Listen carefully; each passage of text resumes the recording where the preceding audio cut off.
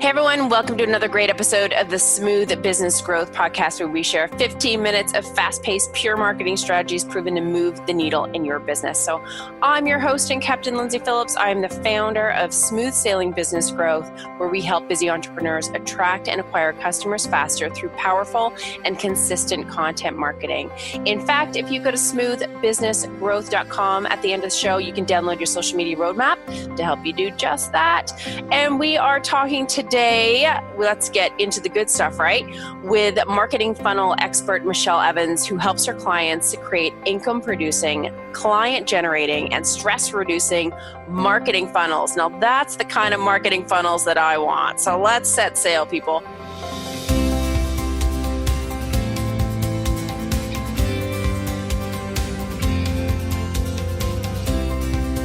So welcome aboard, Michelle. Hey, thanks for having me, Lindsay. Awesome. Yeah, we were kind of talking off before the air, and I've just been deep diving into sales funnels with some clients over the past 6 months.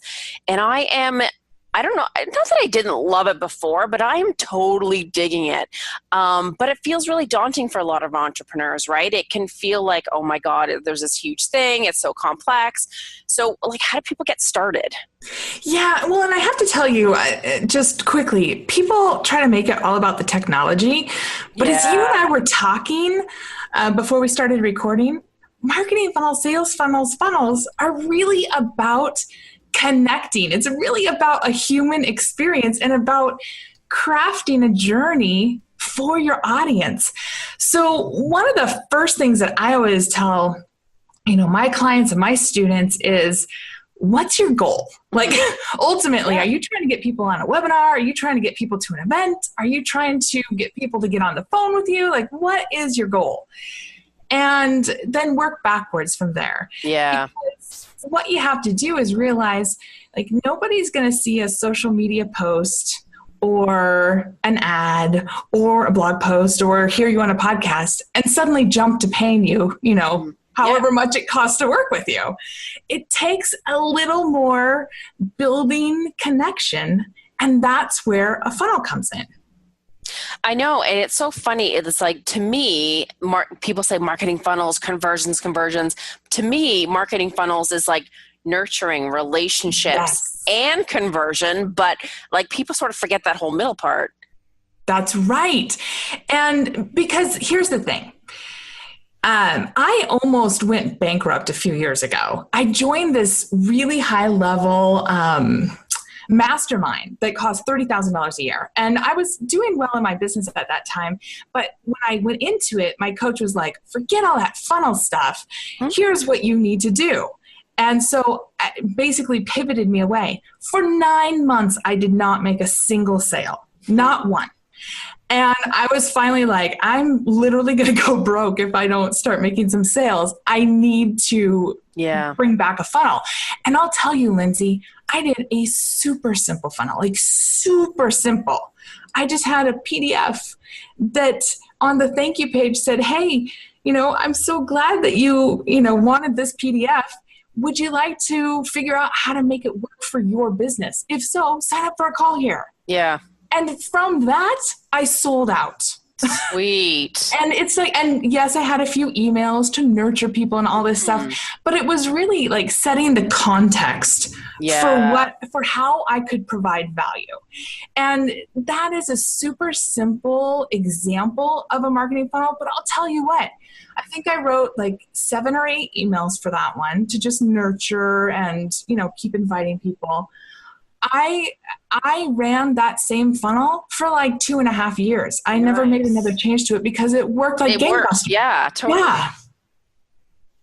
That's true. Don't you find, some people change things a little too fast, but I mean, there are different kind of funnels, right? And I love how that's simple and it works. Sometimes it pays to go back to basics, but how do you figure out what the right kind of marketing funnel is for your business? Yeah. And I mean, that was just a really simple example. And when people are first getting started with funnels, I always say, funnels are kind of like Legos. You can build the simple and then you can add on. Yeah. Yeah.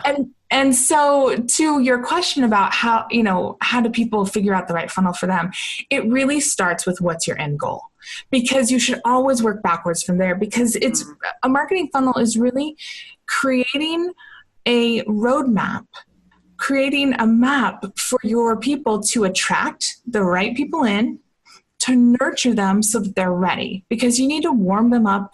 You need to kind of get them into your tribe. You need to set the stage for why your offer and why this is going to make a difference for them. Like, you need to kind of pre-sell it before you even talk about your thing. Yeah. And this doesn't have to take a long time. Like, you could do that in, 1 5-minute video, really. You could have a couple testimonials that kind of talk about the outcomes and why the work that you do or the offer that you have is so valuable and so important. But you have to set that stage, because if you don't do that, then when you get on the call or you get on the webinar or you get to the event, you have to really sell, right? Oh, yeah. And then people are still like, I don't know, because nobody wants to be sold. But if they have already said, oh my gosh, Lindsay has already gotten these kind of results for people who look like me, people who have problems like me, I really need to figure out how I can work with her. That's a whole different ballgame of having a sales conversation, right? Yeah. Because and I think you're like building that trust too, right? Like, and showing that you're an expert, so that they're like, okay, I get what you do already. You don't need to explain it to me on the call. Yeah. And, because I'm not the best on a sales call. Like, I'm not the person who's going to coach you on how to be amazing at closing sales. It's an acquired skill. But what I am is I'm really good at getting people ready before I have that call, so that I don't have to do it. Yeah. Most of my calls for my one-on-one services, most of the time people show up and they're like, Michelle, I just want to figure out how we can work together. Like, do you have any openings? Like, that is usually what happens. Nice. Now. But Lindsay, back when I was, going through my 9-month drought back in 2015, I had more than 1,000 sales calls that resulted in 0 business. So, right. So it's not like I suddenly became a new person overnight. Yeah. I just did a better job of warming up my audience. Which is nice. And then the awesome thing about it is that it's automated, right? You don't have to, have 1 million calls with 1 million people. That's right. And have, more than 1,000 no's and start to feel like, I don't know, your world is going to crash in. But it's true. It is automated. And because a lot of times when I say, oh, this can be really automated, people are like, oh, but that feels so impersonal, or that feels like, but the thing is, if you do this right, it feels really relevant and personal to the people who are receiving it. Yeah.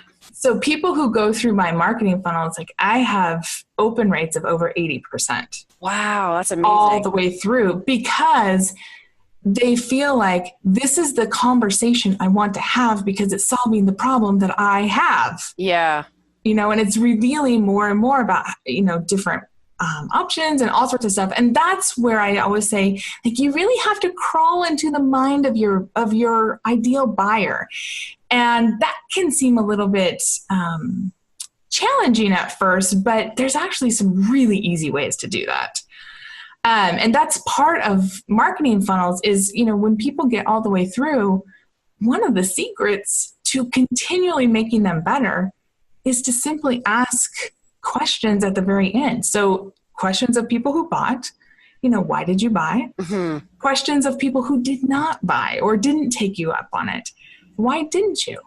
Because that helps you get into their minds and be like, oh my gosh, I need to do a better job of telling this story, or I need to highlight this one more, because that's what's really, attracting people to me. Right. It gives you some ammo to. Mm-hmm. It does. Love it. Yeah. And so even if people don't buy, it still is a gift, because you can still see what didn't work. I never thought of it that way. That's very smart. Nice. But yeah, I do love that. Now let's dive into a little bit and touch upon paid advertising, because they're so tied well together, right? So yes. Can funnels work without paid advertising? Like, what is the relationship between the two? So here is my view on funnels first, and then we'll get to paid advertising. Mm-hmm. So I feel like a funnel is kind of like a catcher in a baseball game, right? Yeah. It's catching everything that's coming its way, right? And so it's like in my business, all roads lead to my funnel. Yeah. So if I go on a podcast, it's leading to a funnel. If I go do social media updates or Facebook Live or Instagram Live, it's going to a funnel. If I do Facebook ads, which I love, it's going to a funnel. But if I go do a speaking engagement, it's going to a funnel. If I go to a networking event, it's going to a funnel. Everything goes to a funnel. Does that make sense? Yeah, absolutely. And you can turbocharge it with paid ads. Nice. So I like that phrase. Yeah. Because, you're not really like, you're in charge of showing up and doing the work. So you're in charge of showing up and doing an interview or giving a speech or whatever, but you can't control how many people see what you do or if they take action, right? In Facebook ads, what I love specifically about Facebook ads is that you can get super specific on who you're targeting, and you can run all sorts of tests, which is I start getting super nerdy and totally into love this. it. But you can run all sorts of tests and see what kind of message people are responding to, what kind of offer they're responding to. And when I say offer, that could be, a free offer, or it could be a paid offer. You can see what people are totally ignoring. So it just helps you kind of turbocharge your funnel performance, because your funnel doesn't work until there's people in it, right? The people are like the fuel in your funnel. So if you go out and do paid ads, you can drive more people to your funnel and see, okay, what's working and what isn't. I just get super nerdy about the what's working and what isn't, because I think that's really the key, is understanding what's turning people on. Yeah, absolutely. And it's not just if it worked and didn't work, it's like what nuances of it worked and didn't work. And I think that's a huge mistake that entrepreneurs make. It's either black or white, but there's like so many things you can manipulate. And I love Facebook ads. I don't do them, so I don't even want to get into the inner workings, but I'm glad that people like you are out there that love to do that part. I do. And really it's because for me, it just puts me into the driver's seat of my business. That's true. So I can say, okay, I'm willing to spend X number of dollars per lead. Can I get it at that or even less? And how many people can I get through my funnels? That's true. And it's a skill, that's for sure. And understanding all the results. Now, I mean, there's so many people out there that are like, oh, Facebook, it's, maybe on its way out, or it's this, it's that. There have been a lot of changes, in the past, especially in the past 6 months. Yeah. Are there any, warnings or any of the tricks that we should know to get Facebook ads to work for our business a little bit better? Well, I mean, the number one thing is don't get complacent. You can't just do the same thing. Yeah. The second thing is, whenever I have somebody come to me who wants to talk about Facebook ads, I always want to know who their audience is. And is their audience actually engaging on Facebook? Yeah, true. Because that may not be the best platform for them, And so I always say, always be testing 100%. I can't even underscore that enough. Number two, never, ever, ever, ever, ever do Facebook ads if you don't at least have a simple funnel, because you can waste money so fast and burn through it. And if you don't have a funnel that is catching your people and that is, nurturing them and warming them up and working in conjunction with your ads can be a giant money suck. Yeah. And I know, because I've, been there. I've been doing Facebook ads since back in 2013. Nice. And I wasted a good chunk of my own money without having a funnel. And I learned the very hard way that you can get clicks, you can get likes, you can get all sorts of stuff, but none of that turns into money. None of that turns into business until people decide to work with you, to buy from you or whatever. Yeah. So that's when you need a funnel. You need to send them somewhere so that it's not just the ad engagement. Yeah, absolutely. And you tied that in perfectly. Can you touch upon retargeting? Because a lot of people don't really understand what that is. Oh, I love retargeting. It's actually one of the most fabulous things about Facebook. And when I say Facebook, that also covers Instagram. Yep. So, you can choose to advertise on both platforms or just one or whatever. So retargeting in the simplest way means this.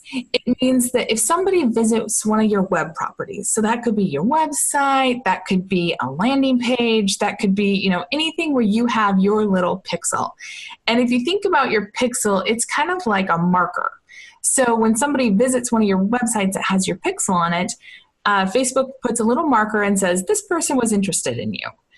Well, wouldn't you love to know, like if somebody came and checked out your website, but didn't do anything? Wouldn't you love to be able to, reach out with an ad or a video or some useful piece of content, maybe one of your best performing blog posts or something, and say, hey, basically, come on back. Totally. It's, and like if somebody visits your Work With Me page, wouldn't you love to know that and to be able to maybe serve up an ad or two about how amazing it is to work with you or what the process is like?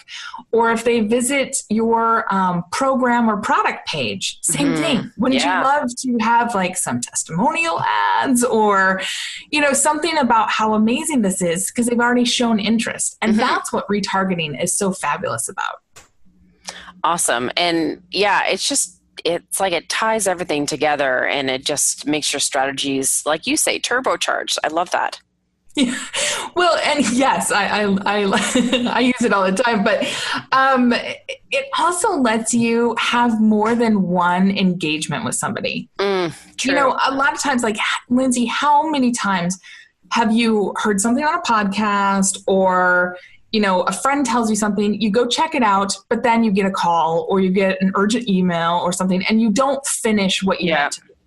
A bazillion times. Yeah. And I'm sure all the listeners are probably nodding their head going, yeah, me too.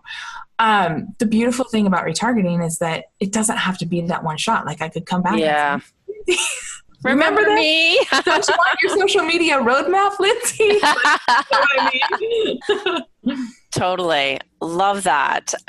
If there was one tip about marketing funnels, what would you say to people to get started? Keep it simple.